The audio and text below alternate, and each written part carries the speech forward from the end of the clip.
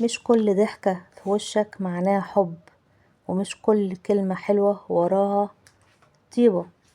في ناس بتضحك قدامك وتطمنك من وراك وتطعنك من وراك، وفي ناس ساكتة بس قلبها أصدق من 1000 كلمة. دي حكاية هيام، البنت اللي افتكرت الضحك يعني محبة لحد ما الدنيا علمتها الدرس. ازيكم يا حبايبي، عاملين ايه؟ يا رب تكونوا بخير. معاكم جدة ملك. تعالوا نعرف حكاية هيام. هيام كانت بنت اجتماعية بتحب الناس وبتحب تشارك في كل حاجة. كان حواليها دايما ناس كتير، كلهم بيضحكوا معاها ويتكلموا معاها ويقولوا لها انتي اجدع واحدة فينا.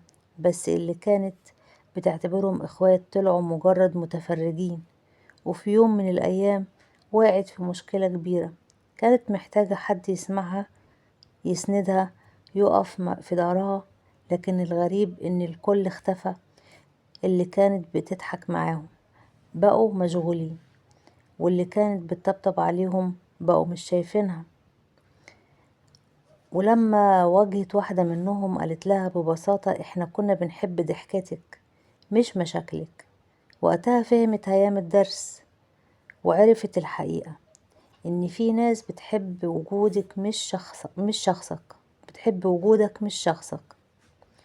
بيضحكوا معاك بس اول ما تحتاجهم يبقوا اول الغايبين.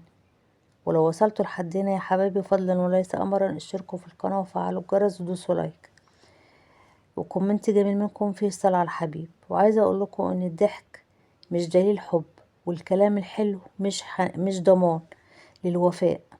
الناس الحقيقية مش اللي بتضحك لك، الناس الحقيقية هم اللي بيفضلوا جنبك لما تبطل تضحك. وفي النهاية ما تحكمش على المحبة بالضحك. في ناس تبتسم في وشك وفي قلبها كلام ما يتقالش. وكده الحكاية خلصت يا حبايبي. كانت معاكم جدة ملك، وسلام يا حبايبي.